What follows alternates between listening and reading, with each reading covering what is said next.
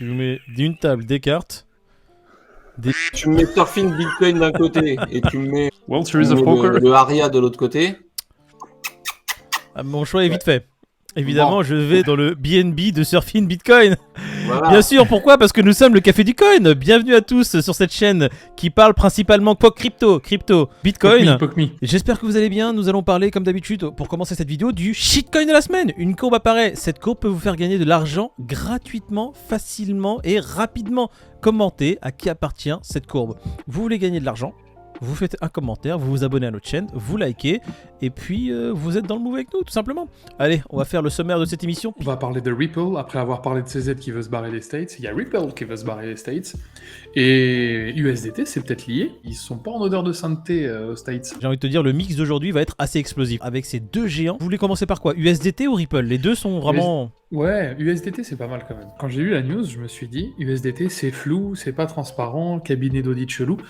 Mais en vrai, moi le premier, quand je convertis en stable, je pense USDT. Pour moi, j'ai le réflexe encore USDT, je me méfie pas, tu vois. Tether a publié son rapport trimestriel donc sur l'état de ses comptes. Et en gros, ils auraient fait 2 milliards et quelques de bénéfices, c'est ça, sur les placements des réserves qu'ils auraient, que ça soit sur... et quelles réserves surtout, voilà, c'est ça. Tether maintient sa position dominante sur le marché des stablecoins, révélant un excès de réserve record de 2,44 milliards. Les gars, je reviens. Il faut que je remonte dans le temps, il faut que j'investisse sur le Bitcoin et sur Tether, évidemment. Hein, allez, salut. Avec ces gains, ils auraient acheté plus de 50 000 bitcoins qu'ils auraient rajouté à leur caisse.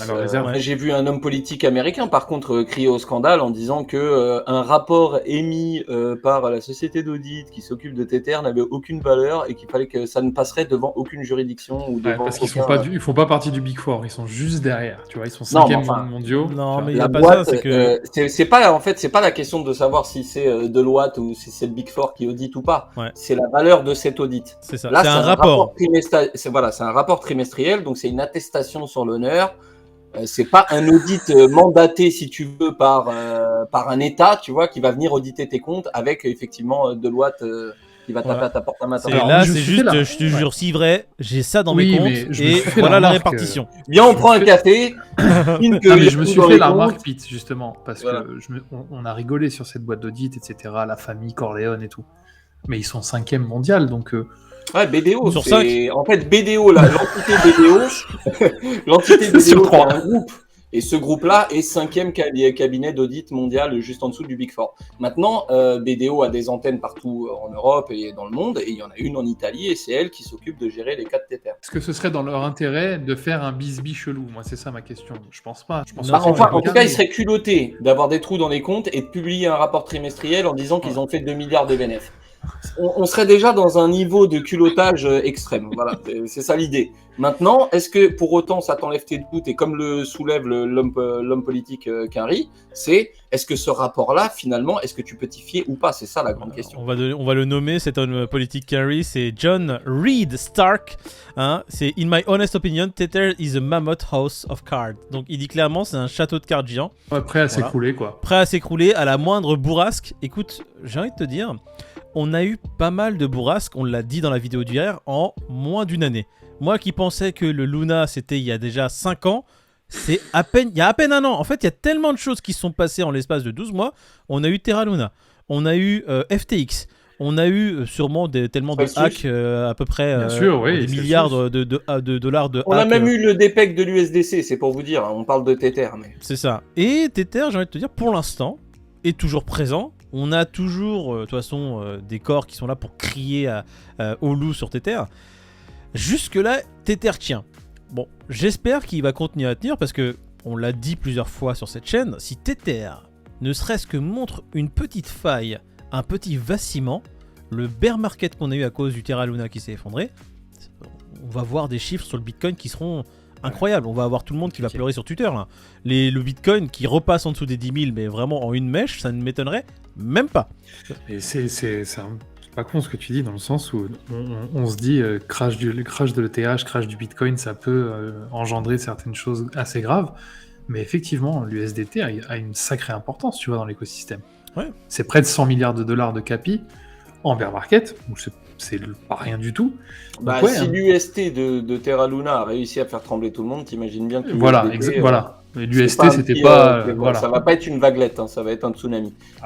On le souhaite pas, bien entendu. Maintenant, ça n'empêche pas que le fond de l'article, c'est voilà, ils font des bénéfices, tout se passe bien. Premier trimestre concluant de 2023 pour TTR. Maintenant, est-ce que pour autant on est sûr des réserves ou de ce qui se passe ou des chiffres qu'on nous annonce? Voilà, c'est un peu ce que soulève le politique. Donc moi, je serais toujours d'avis d'être méfiant, mais on l'utilise comme tout le monde au quotidien, je veux dire. Est-ce qu'ils vont se barrer comme Ripple veut se barrer, tu vois? Écoute, Ripple qui pendant la Ripple fintech... vont se barrer, mais en tous les cas, ils veulent s'implanter aux Émirats. Ouais, c'est pas Ripple qui, il y a quelques jours, tu me disais, David, fintech, pendant la conférence, on dit que il faut pas vous implanter aux États-Unis parce que, oh là là, pas de réglementation et en plus, voilà. Si vous voulez lancer un business, conseil d'amis, les États-Unis c'est compliqué, les gars. Ça, donc, c'est Dubaï, c'est génial. Ripple qui a sorti ça quand même. Ils sont en train d'ouvrir une antenne là-bas ou limite s'installer à Dubaï. C'est ça. Ouais, un nouveau bureau ouvert à Dubaï. À terme, ce serait ça. Mais en fait, ce qui est bien, c'est le gouvernement qui est en train d'encenser la société. Elle la qualifie comme fournisseur de premier plan de solutions blockchain pour les entreprises. C'est clairement, on va dire, une lettre de recommandation pour le monde entier qui dit clairement, Ripple, les gens, faites appel à eux si vous êtes une entreprise et que vous voulez développer quelque chose. On en a d'autres, on a vu qu'il y a Paxos qui développait les blockchains de Microsoft, Goldman Sachs. Donc j'ai envie de te dire, Paxos, c'est américain, donc les Américains utilisent de l'américain. Et là, il n'y a pas de problème, parce que quand Paxos était avec Binance, là, c'était pas trop américain, donc Paxos commençait à avoir des problèmes. Il a disparu de chez Binance, comme par hasard, le gouvernement américain, il se cache même plus. On peut pas enlever à Ripple, tu vois, d'être toujours dans l'attente de son procès, de rester optimiste sur la forme et de travailler sur le fond. Tu vois que là, ils essaient de s'implanter donc aux Émirats. Tu vois que les Émirats sont vachement friands de tech et de tout ce qui est blockchain, et donc ils encouragent beaucoup, ils font les lois en fonction pour encourager les gens à venir s'installer. Je veux dire, ils n'ont pas hésité une seconde, et c'est en ça que je trouve que c'est plutôt une bonne nouvelle, et que justement, même si l'issue n'était pas archi favorable, en tout cas, il y a toujours des ressources, on va dire, au sein de Ripple, quoi. Il reste très optimiste en tout cas, le gars. Moi, la lecture de cet article, la lecture de cet article m'a donné envie de vous poser une question qui a pas grand-chose à voir avec la blockchain. Arrête de poser des questions, David. Arrête. Justement, j'ai arrêté de penser, donc je pose des questions. Dubaï, crypto-friendly de ouf, qui est prêt à accueillir tous les vilains petits canards aux États-Unis. Est-ce que les Émirats ne risqueraient pas d'avoir des soucis vis-à-vis des States? Tu vois, là, on sort de la blockchain, tu vois.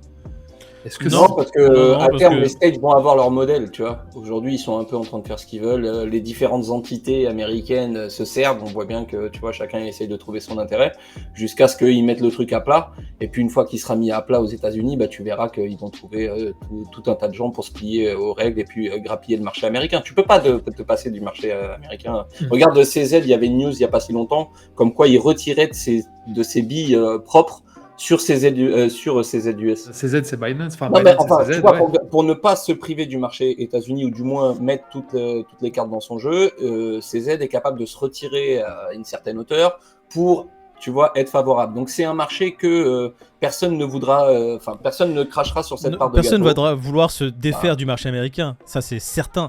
Par contre, prendre juste une distance actuellement avec ce qui se passe, je pense que tout le monde a plus ou moins envie que la SEC leur lâche la grappe, et surtout aussi la CFTC qui commençait à s'y mettre. Là, je pense que ce qui se passe, c'est un développement un peu plus accru de certaines entreprises qui commencent à juste prendre de la distance avec le marché US pour s'implanter un peu ailleurs dans le monde, que les acteurs qui sont pas américains commencent à accueillir, comme là on le voit, les Émirats et Dubaï, ces acteurs-là. Je pense qu'à terme, s'ils trouvent une terre un peu plus sainte, entre guillemets, et un peu plus tranquille ailleurs, ils vont se concentrer là-bas. Et plus tard, quand la législation... Tout comme ils reviendront aux States, voilà. Quand la législation sera plus favorable. Ça sert à rien de battre des ailes en ce moment aux États-Unis, vu que rien n'est clair. Autant se concentrer sur d'autres pays où tu as des marges de manœuvre et où ils sont crypto-friendly ou blockchain-friendly ou tech-friendly, tu avances dans ces eaux-là qui aujourd'hui sont beaucoup plus claires. Et quand le marché des États-Unis va s'aplanir, t'inquiète pas que tout le monde sera là au garde à vous. J'ai l'impression que là, sur les derniers mois, les États-Unis ont beaucoup de problèmes dans le monde. Ils ont des problèmes avec l'émergence des BRICS. Ils ont les problèmes avec leur hégémonie qu'avait le dollar, à payer tout en dollars, même le pétrole. Ça commence à disparaître. Ils sont en train de taper sur les crypto-monnaies. On a les sénateurs qui en ont un peu marre de voir la SEC faire un procès contre tout le monde. Et ils ont ils ont convoqué Gensler à s'exprimer. Et le mec s'est juste fait tout petit. Il a juste rien dit. On va attendre un peu, voir ce qui se passe sur le marché américain. Je pense que les acteurs veulent attendre que ça se décante avant de se dire, tiens, quel move on fait? Est-ce qu'on revient? Est-ce qu'on essaie de se développer là-bas? Ou on va plutôt dans une terre où c'est un peu plus facile, comme les Émirats? Je sais pas ce que vous en pensez. Complètement. Il va falloir parler un peu de ce qui se passe sur le Bitcoin, Ethereum et sur le Pepe. il est à 27 433, oui tout à fait. L'Ethereum à 1829. Hier, il était sur son plateau des 27 000, pardon. Je dis 24 000, oula. Risque de crash, les gars. Quand ça sort comme ça. Prophétie. Ouais, non, quand ça sort comme ça de la bouche, c'est un peu bizarre. Le Fear and Greed, les gars, il est à combien? 52. 59, 52. Eh bien, vous avez faux. Il est à 50 en plein au milieu. Oh, il est neutre. Ouais, à 50, exact.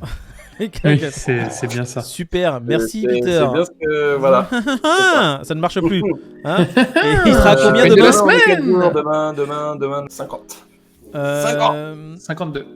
57. Bon, il y a un indice pour le shitcoin parce que j'ai pas trouvé aussi. Alors, T'as pas trouvé le shitcoin de la semaine? Non. Mercredi. Mercredi, c'est un indice? Ouais.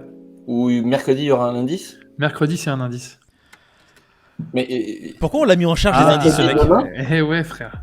C'est demain, mercredi? Les gars, attends, à chaque shitcoin de la semaine, il y a 74 gagnants potentiels, donc c'est bien de corser aussi le truc. De toute façon, vous saurez que le jour même, on va vous régaler. Ouais, tout ça pour que derrière, le dernier jour, ça soit marqué en gros sur Eh bien non, pas cette fois-ci. Pas cette fois-ci, on le fera pas, on prévient les gens. Donc premier indice, 2 fois, vraiment, ça c'était 2 fois, David. vraiment? Ouais. Troisième indice, c'était quoi? C'était mercredi? Deuxième indice, mercredi. Moi, j'ai 2 autres indices. Blockchain, voilà, 3e indice, et crypto-monnaie, 5e indice. Non, mais franchement, c'est quoi ces indices PayPay? PayPay. C'est dans le top 100. C'est dans le top 100. Suivez nos réseaux sociaux, abonnez-vous à la chaîne, suivez les réseaux sociaux de la chaîne, donc Twitter, Instagram. Suivez nos réseaux sociaux aussi, parce que c'est vrai qu'on donne la réponse sur un de nos réseaux sociaux. Suivez les réseaux sociaux de Moïse si vous voulez qu'il continue à s'acheter des beaux tableaux Bitcoin. Voilà, il mettra derrière son canapé vert. Si vous voulez financer la chaîne, vous avez juste à vous abonner, c'est tout. Hein. On vous demande rien de plus. Si vous voulez que David achète la petite sœur de la peluche qui se fait chier à droite. Voilà, parce que j'avoue que la peluche orpheline, c'est vraiment pas cool. N'hésitez pas à vous abonner, ça fait plaisir. Voilà. Allez, attendez les gars, juste. Ouais, voilà, c'est bon. Ouais, je confirme, mercredi. Je regardais si tu couperas Moïse, mais en gros, mercredi, c'est dans la. Heureusement que c'est du off tout ça, parce que c'est vraiment. Oh merde. Allez, super. Bisous.